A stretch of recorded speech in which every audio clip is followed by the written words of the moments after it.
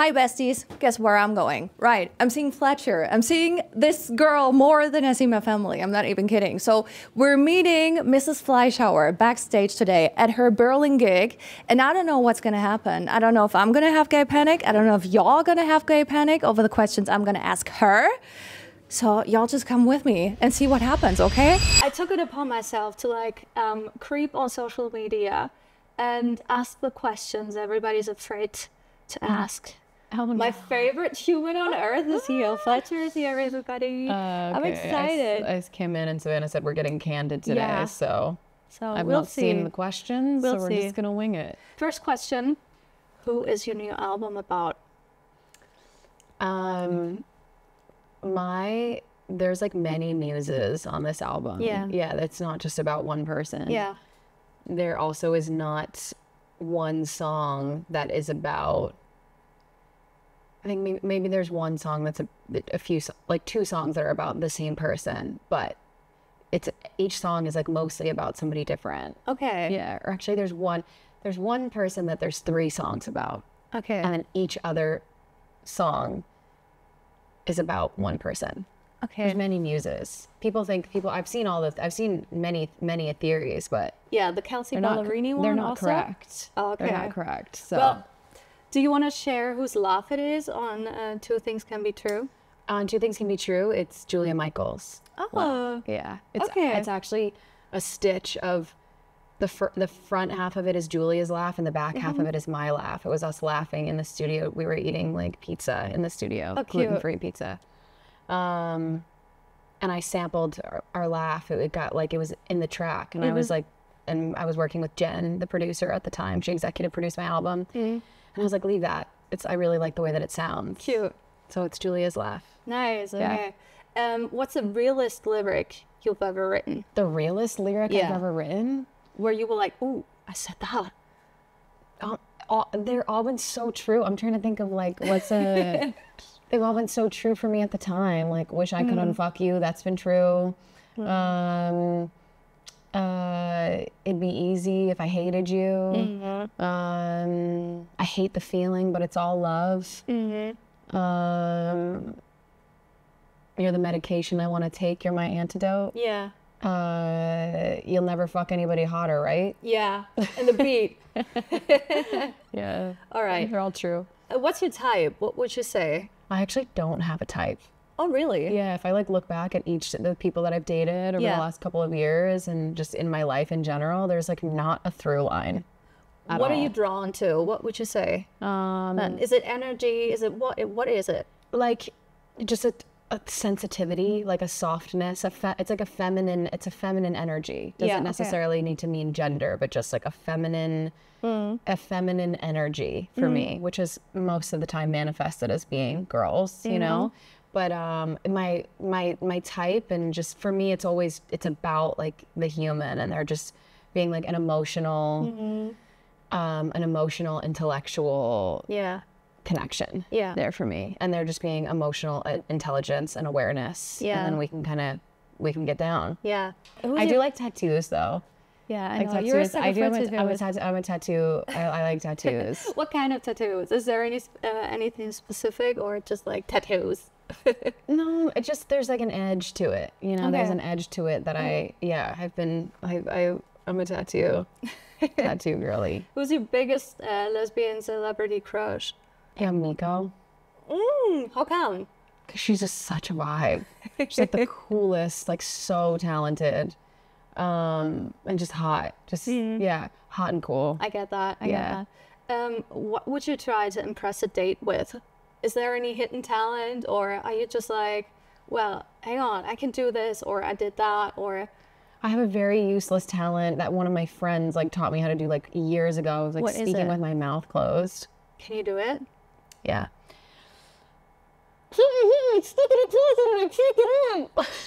What the fuck? Okay, crazy. I don't think I would impress anyone with that. It's not impressive. Well, I can do it, so- loser. That's not that cool. No, it's cool. It's cool. Yeah, that's about it. Nice. Okay. Thank you for sharing. Yeah, you're welcome. How long was your longest first date ever? Because I know, as girls, we like to extend everything. Oh, yeah. Do you know? Yeah. Like come and like meet up for a date and then staying like 3 days. Yeah, like my longest is probably like 4 years. Okay. Just rolled into a relationship. Yeah. Probably a couple, like 2 days. Yeah. And just never getting out of bed or just like never leaving. That's the thing. their It's the flat. never getting out of bed. Yeah. And ordering food. Yeah, exactly. Just to get out of bed, just to order. That's so cute. It's open cute the though. door. It's just so, it's sweet. You I know. It's like, it's agree. tender. It's love. Yeah.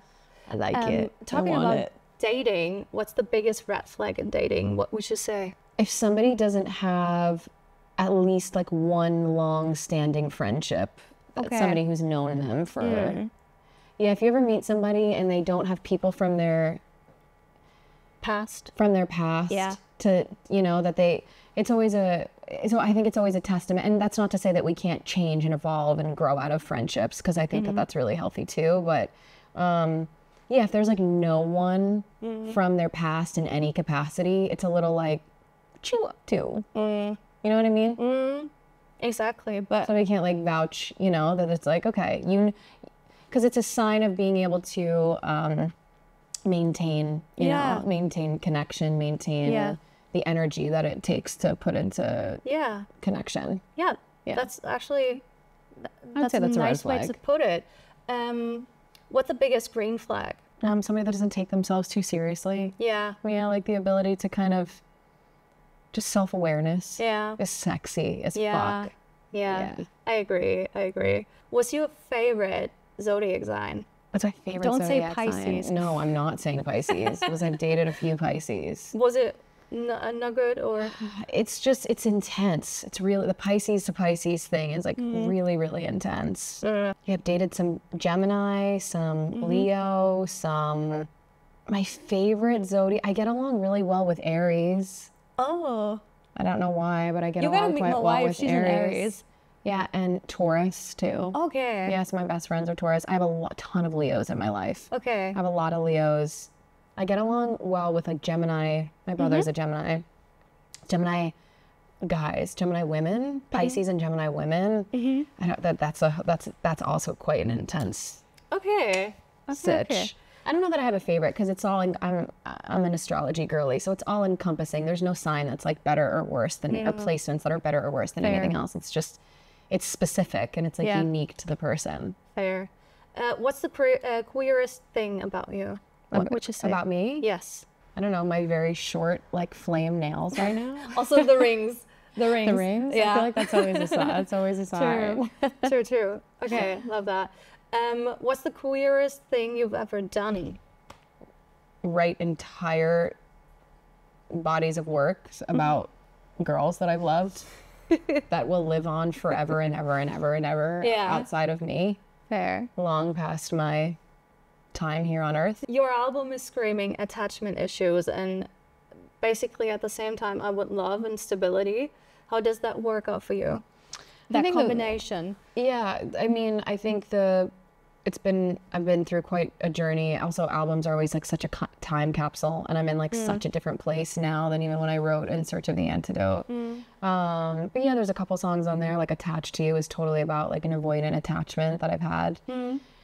An avoidant attachment style that is just, it makes it quite difficult to be in like longer term, like loving relationships. Like that's how it's manifested for me in my past. But yeah, it's something we work through in life, in therapy, and in relationship with people, you know, and in relationship with yourself. So, but I think two things can be true.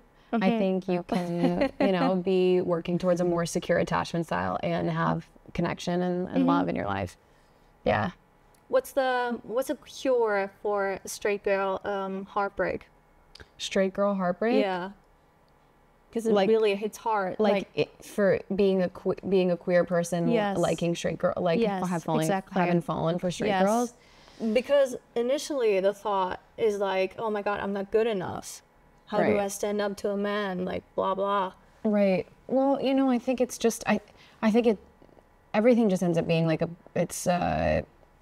you can flip it in a way of just like, okay, why am I going after somebody who is like emotionally unavailable? What does it say about my emotional availability? Is it like that I don't think that I'm fully worthy and like actually deserving of love, or what it is, you know? But it's just, that's happened to me throughout my life, and it's always something to look at. But I've definitely had my fair share of like having crushes on straight girls. Yeah. What was like a thing for you to cope? Like, how did you cope? I think just processing it like any other breakup or heartbreak or, you know, thing of just allowing myself to feel those feelings, and just, looking at all the ways where I'm like, okay, what does this say about me? And what should I do about it? Yeah, true. What's your love language? What would you say? Quality time is so big for me, like really just getting, and because I travel so much and I'm like on the road so much, that just getting to like be with the people that I love is so important for me. Yeah. I would say acts of service is pretty high for me. True. You know, like there's, if somebody's stressed out or going through something, like one of my favorite ways to show love is to do something that would help take something off their plate. Yeah, that's so nice. And I don't feel like all of them, like I'm touchy, I'm so touchy. I'm like so touchy with everyone, with like, and everybody that I love. People are always like, why are you touching me so much? I'm like, I just need to show you that I care. Touch me. Consent. To tell your wife. Yeah, I will. She'll be like, yeah, it's fine, it's fine. But with consent, obviously. You called me out for being the U-Haul type. What type are you? The U-Haul type? Yes.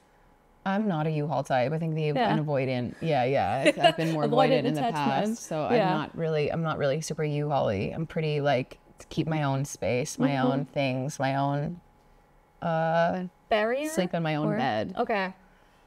What type am I? Let them answer. All right. Comment below. Yeah, true. What type is Fletcher? Why do you think it's such a thing as a queer woman to either U-Haul or be like fully avoidant attachment?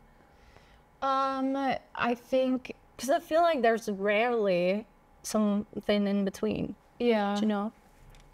I think it just as queer people in general, there's like there is this general sense of we, you know, it like a lot of times it's taken longer for us to sort of step into our like sexuality and to be able to have the experiences that we've longed for or we're seeking in some ways, that when you finally get to that moment, like I remember the first time that I was like with a girl for the first time, I was like, this is the best thing. This is so incredible, you know? And it was like, it was such an eye-opening revelation and moment for me that I just am like, let's just keep doing this, you know? Because I hadn't felt something like that up until that point in my life. Yeah. So I think there's, you want to just like, you want more of it. Yeah.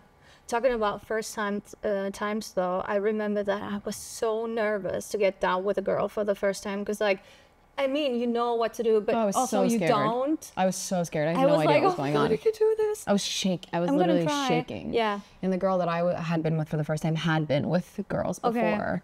And so I was like, all right, one of us has got the lay of the land here. Yeah, somebody's got a plan. Yeah. And it's not me. Okay. Nice. Have you ever done it to your own songs? Absolutely not. No. If my music would comes that be on, awkward? horrible. The worst thing. You'd be like, the worst. No, I'm literally instantly dry. Legs closed and forever. Never again. Okay. And I never even want to look at the other person again. No, I'm kidding. Yeah? I just don't. Yeah, if my song comes on, no. Okay. What to say when you bump into your ex at a concert? Because I feel like that's gonna happen tonight. Because like the bubble is really small. I feel like it's gonna happen for a lot of people tonight. Yeah.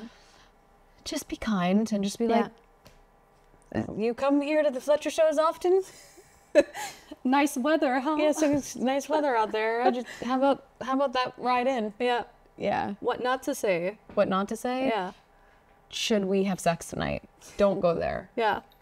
Don't do it again. I thought it'd be harmless, and it never is. It's like, I think it's like rereading an old book. You know how it's gonna go. Yeah, you know how it's gonna go. Maybe find a new hottie in the crowd tonight. True. I like to be Cupid out there and a facilitator of like people meeting. So maybe there's a new person for you in the crowd. Love that. Okay. What's the pussy diet plan exactly? Like, what orders do we need to follow? Like, The pussy diet, it could be whatever you want. I mean, the pussy diet could be you know, having a break from like having sex and hooking up with people, or it could be just a full-on binge, strictly only committed, you know? Okay. And I wrote it from like both perspectives. Oh, fair. Okay.